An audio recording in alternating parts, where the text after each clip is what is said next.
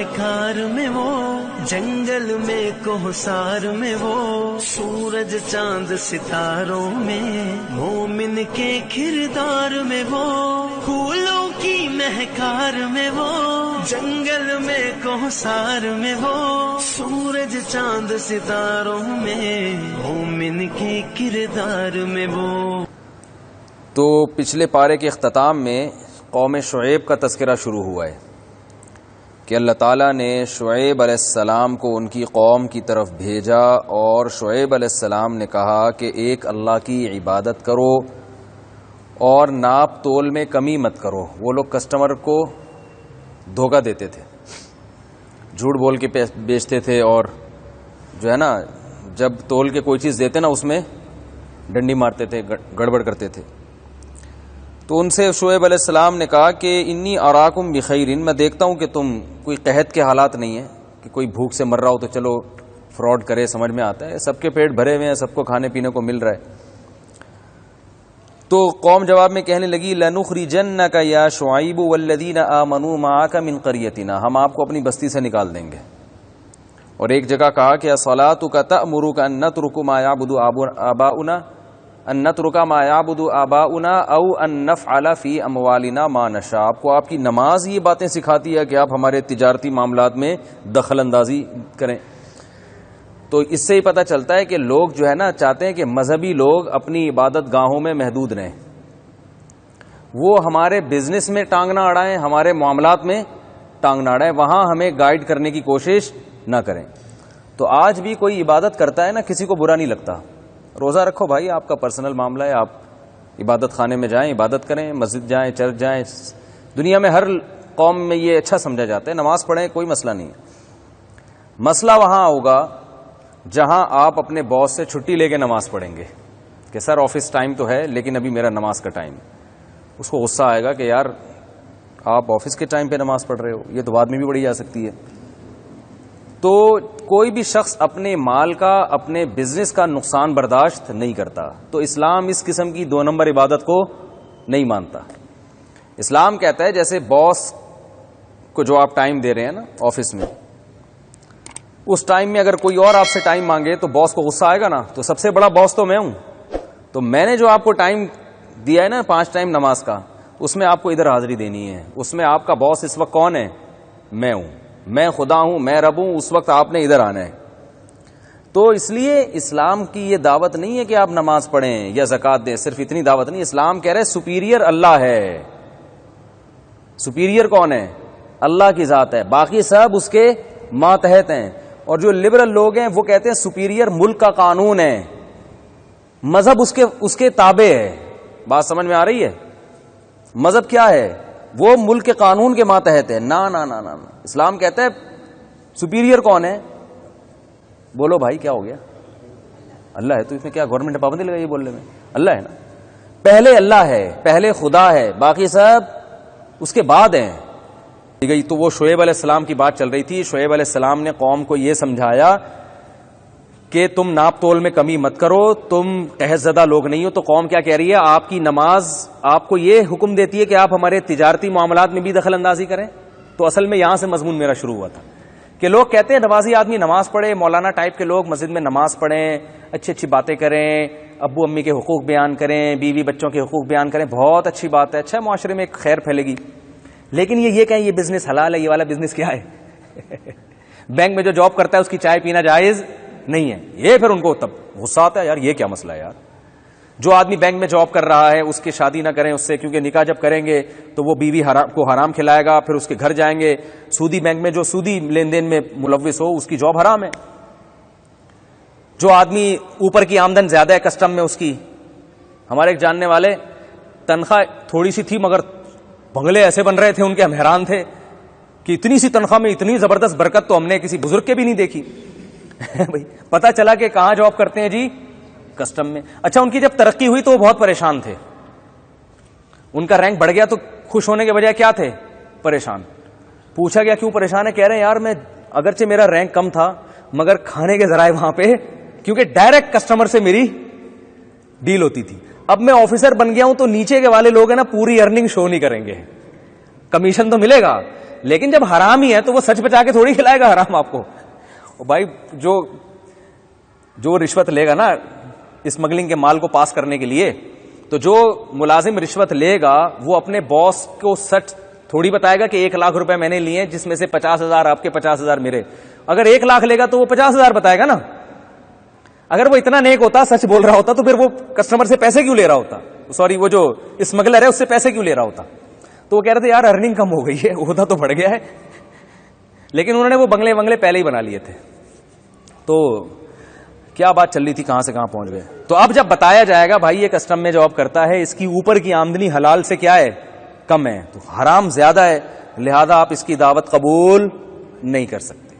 اس کے ہاں رشتہ, اگر اس کی بیٹی سے آپ شادی کرتے ہیں تو شادی ضرور کریں, وہ جائز ہے, لیکن اپنی وائف کو بتا دیں بھائی میں تمہارے ابا کی دعوت قبول نہیں کروں, تم یہاں آگے کھاؤ, وہاں جا کے میں ان کے ہاں بیٹھ کے کھاؤں گا اس شرط کے ساتھ کہ پہلے بتا دوں گا کہ میں جتنا کھاؤں گا اتنے پیسے صدقہ کروں گا. میں لوگوں کو جب بتاتے ہیں نا حرام کھانے سے پہلے یہ ان کو بتا دو بھائی میں کھا رہا ہوں لیکن میں اتنے پیسے صدقہ کروں گا, پھر یہ حلال ہوگا. تو کہہ رہے ہیں وہ تو غصہ آئے گا یار ہم آپ کو کھلا رہے ہیں اور آپ اتنے یہ جو ہے نا کوفتوں کے پیسے جو ہم کھلا رہے ہیں, فی کوفتہ 10 روپے آپ غریب کو دیں گے تو ہماری بے عزتی ہے.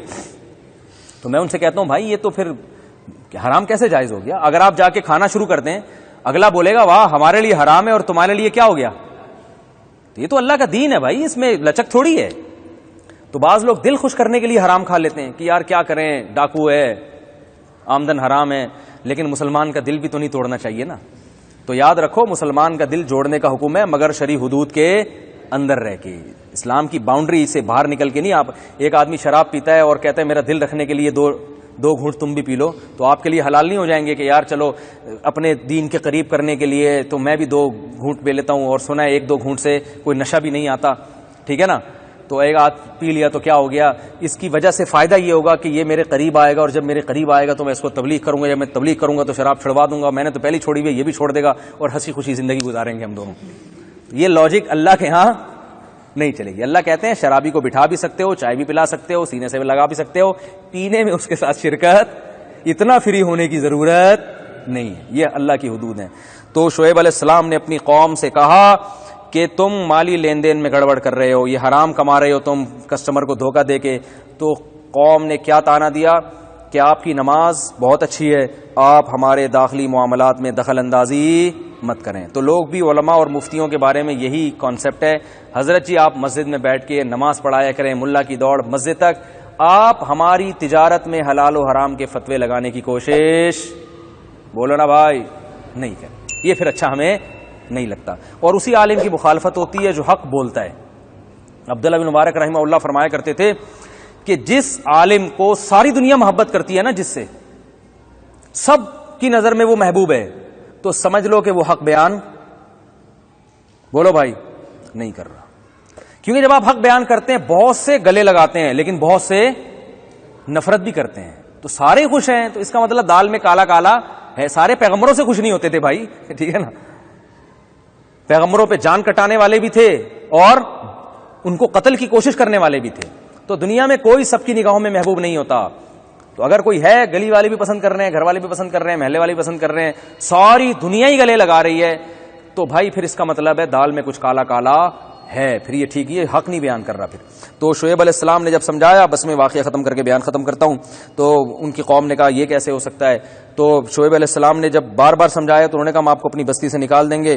اور پھر یہ بھی کہنے لگے یا شعیب ما نفقہ کثیرا مما تقول, آپ کی باتیں ہماری سمجھ میں نہیں آتی. حالانکہ کتنی سمپل باتیں کر رہے تھے. ابھی بھائی تو کیوں دھوکہ کیوں دے رہے ہو کسٹمر کو, کہہ رہے ہماری ساڑی عقلچ توڑی گل ساڑی عقلچ نہیں آندی.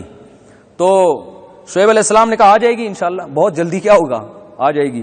اللہ فرماتے ہیں فاخذتهم الرجفۃ فاصبحوا فی دارہم جاثمین, ایک زوردار جھٹکے نے ان کو پکڑا ہے, زلزلہ آیا ہے اور سارے اوندھے پڑے ہوئے مر گئے. الذین کذبوا شعیبا کأن لم یغنوا فیہا, جنہوں نے شعیب کا انکار کیا ایسے ہو گئے جیسے کبھی رہے نہیں تھے اس بستی میں, سب کو تباہ کر دیا اللہ نے اور خاسرین ہو گئے. فتولی عنہم, شعیب علیہ السلام نے جب اپنی بستی الٹی ہوئی دیکھی اور تباہ ہوتی ہوئی دیکھی تو اپنی قوم سے منہ موڑا اور اپنی قوم کو نا جیسے مرے ہوئے لوگ ہوتے ہیں ان کو خطاب کر کے کہا یا قوم لقد ابلغتکم رسالات ربی, اے میری قوم میں نے تو اپنے رب کا پیغام تمہیں پہنچا دی. ان مردوں سے خطاب کر رہے ہیں, یہ عبرت کے لیے.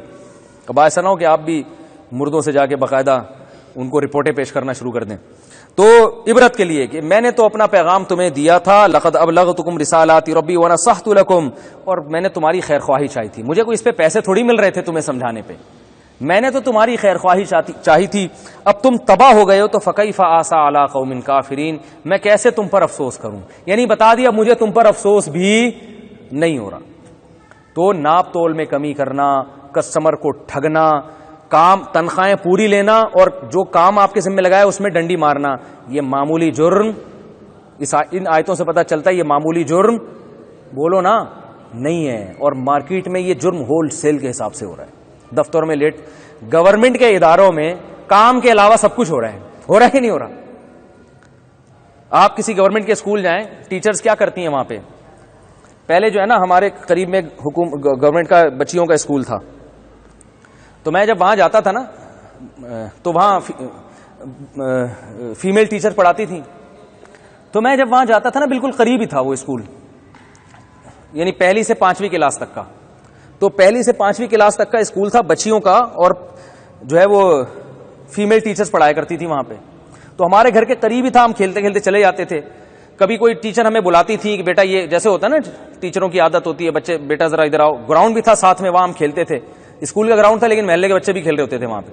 تو وہاں جو گورنمنٹ کی ٹیچرز ہوتی تھیں وہ بلاتی تھیں بچوں کو, ہمیں بیٹا یہ 5 روپے کی یہ لے آؤ, یہ چھولے لے آؤ. وہاں تو ہم کر دیتے تھے ان کے کام.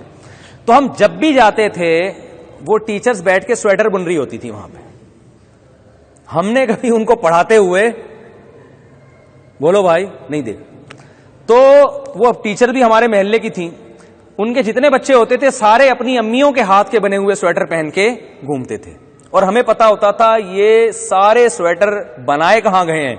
پہلے آپ پوچھیں اپنے امی ابو سے کہ بچپن میں یہ بہت کلچر تھا ہمارے معاشرے میں نا, سردی آنے سے پہلے مائیں اپنے بچوں کے لیے سویٹر بنتی تھی. اب تو یہ رواج ختم ہو گیا, پہلے مائیں بنا کرتی. سارے سویٹر محلے والوں کے بھی, اور ہو سکتا ہے بزنس بھی چل رہا ہوں کہ اب سارے بچے کمپلیٹ ہو گئے, سردیاں بھی ختم ہو رہی ہیں, اب کیا کریں, چلو بھائی. تو میں جب بھی جاتا تھا نا وہ کیا ہوتا تھا, اگر پڑھایا بھی ہے تو ایسے ہی پڑھاتے پڑھاتے بیٹا ایک کسی بچی کو بلایا, لکھو 2. جتنی دیر میں لکھنے میں لگایا میں ذرا 3-4 ٹانکے اور لگا دوں. ٹھیک ہے. تو گورنمنٹ کے اداروں میں یہ ہو رہا ہے, تنخواہیں ماشاءاللہ پوری بولو بھائی دبا کے لی جا رہی ہیں. تو دیکھ لیں جا کے, 50-50 آتا تھا, دیکھا ہے نا آپ لوگوں نے. تو اس میں وہ ہمیں بڑا, اب مجھے یاد آتے ہیں اس کے واقعات, اس وقت تو ہمیں سمجھ نہیں تھی. اور اب یوٹیوب پہ کلپ بھی آ جاتے ہیں نا اس کے, تو اور پرانی یادیں تازہ ہو جاتی ہیں. تو ایک تو میں نے سنا ہے نا وہ کیا بھی میں نے سنایا تھا, وہ جو شناختی کارڈ آفس میں وہ خاتون آئی, میں بیوہ لکھ دیا, تو اس نے بندوق اٹھا کے میاں کو مار دیا, بولا ہو گئی بیوہ, کاغذات میں صحیح ہو گئی ہے باپ. ٹھیک. تو اسی میں ایک یہ دکھایا تھا, کیا تھا, بڑا دلچسپ واقعہ تھا, ذہن سے نکل گیا. ہاں, گورنمنٹ کے ادارے میں نا سونے کا طریقہ یہ ہوتا ہے, سونے کا صحیح طریقہ. تو ایک گورنمنٹ آفیسر بیٹھا ہوا ہے, ایسے یوں کر کے سو رہا ہے نا, دائیں بائیں گھوم رہا ہے. تو وہ اس کو وہی وہ انکوائری ہوئی, تم شرم نہیں آتی, تم یہاں سوتے ہو آ کے. تو انہوں نے بتایا کہ سونے کا صحیح طریقہ کیا ہے. تو بتایا کہ پین ایسے ہاتھ میں رکھیں اور ایسے جو ہے وہ اس طرح آپ یوں کریں, اور بڑے تمیز سے نا پورا آپ کا باڈی کا اب جھول بھی نہیں رہی ہے, اور آپ اب آنکھیں بند کر کے آرام سے سو جائیں. گھنٹوں گھنٹوں سوتے رہیں, اب کوئی انکوائری نہیں ہوگی, کہیں سے آپ کی کمپلین نہیں ہوگی کہ یہ. تو سونے کے بھی طریقے ہوتے ہیں نا. تو اس میں یہ بھی دکھایا گیا تھا کہ یہ مائیں روتی ہیں نا اپنی بچیوں کی رخصتی ہوتی ہے, تو بعض ماؤں کو رونا نہیں آ رہا تو وہ تو خوش ہو رہی ہوتی ہیں نکلی گھر سے. بعض مائیں اپنی, اللہ معاف فرمائے, بچیوں سے اتنی تنگ ہوتی ہیں. تو اس میں دکھایا کہ یہ جو ویڈیو کیمرہ ہے نا یہ بھی عجیب بلا ہے. تو اس کا بڑا اہتمام, اور یہ سب باتیں صحیح ثابت ہو رہی ہیں. اب ہمیں خبریں ملتی ہیں جب ویڈیو کیمرہ, آج کل تو پوری ریکارڈنگ ہوتی ہے نا بچیوں کی رخصتی کی, یاد رہے گی بھائی. جب بڑے ہو کر وہ ایک سکھ دیکھ رہا تھا نا, اپنی ایک فلم دیکھ رہا تھا, رو رہا تھا. لوگوں نے پوچھا یار کون سا ایسا سین ہے جو روئے جا رہے ہیں. اس نے کہا اپنی شادی کی مووی دیکھ رہا ہوں یار میں. اپنی شادی کی فلم دیکھ رہا ہوں. تو لوگ مووی بنواتے ہیں اپنی یادگار کے لیے. تو وہ اس میں دکھایا کہ وہ ایک دلہن رخصت ہو رہی ہے, تو رخصت ہوتے ہوئے ماں رو رہی ہے اور ویڈیو بن رہی ہے. تو وہ کیمرے مین نے کہا کہ وہ سوری, وہ میں بٹن آن کرنا بھول گیا تھا. تو ماں کو غصہ ہے, کمبخت اتنی مصیبت سے میں روئی تھی, اب دوبارہ رونا. تو پورا کیس وہ کیا ہوا ہے, ریورس کیا گیا. تو یہ سارے ٹوپی ڈرامے معاشرے میں ہو رہے ہیں. تو خیر جو ہم نے آج جو پڑھا ہے اس کا ایک ہی آیت کو میں نے اتنا ڈیٹیل سے بیان کر دیا، اس کا خلاصہ یہی ہے کہ بھائی پہلے کس کا قانون ہے؟ اللہ کا، پھر اس کے بعد باقی جو ہے۔ تو جب بھی کوئی فیصلہ کروایا کرو نا تو کسی عدالت کے فیصلے کو کسی مفتی سے بھی پوچھ لیا کرو، کسی ریلائبل مفتی سے۔ مجھے پتا ہے کہ مفتیوں میں 2 نمبر بھی ہوتے ہیں، 1 نمبر بھی ہوتے ہیں، وہ تو ہر فیلڈ میں ہوتے ہیں۔ ڈاکٹروں میں بھی 2 نمبر ہوتے ہیں کہ نہیں ہوتے؟ ہوتے ہیں۔ سیاستدانوں میں بھی ہوتے ہیں، اور صحافیوں میں بھی لفافے والے بھی ہوتے ہیں، اور امانت دار بھی ہوتے ہیں، ہر طرح کے ہوتے ہیں۔ ہر فیلڈ میں ہر چیز، ہر مال موجود ہے۔ تو جیسے ٹماٹر کی پیٹی میں اچھے ٹماٹر بھی ہوں گے، گلے سڑے ٹماٹر بھی ہوں گے، تو اسی طرح میرے بھائی مفتیوں میں، علماء میں بھی دونوں طرح کے ہوتے ہیں۔ تو غلط طرح کے نہیں تو صحیح طرح کے لوگ تلاش کر لیں۔ لوگ کہتے ہیں پتہ کیسے چلے گا صحیح غلط؟ تو ڈاکٹر کا پتہ کیسے چل جاتا ہے کہ 1 نمبر ہے کہ 2 نمبر ہے؟ تو جیسے ڈاکٹر کا پتہ آپ کو چل جاتا ہے، ووٹ دیتے ہیں تو آپ کہتے ہیں مجھے پتہ ہے کہ یہ 1 نمبر ہے جس کو میں ووٹ دے رہا ہوں، تو ایسے ہی بھائی علماء کا بھی پتہ چل جاتا ہے۔ اللہ تعالیٰ سمجھنے کی، عمل کرنے کی توفیق عطا فرمائے۔ پھولوں کی مہکار میں وہ، جنگل میں کوہسار میں وہ، سورج چاند ستاروں میں مومن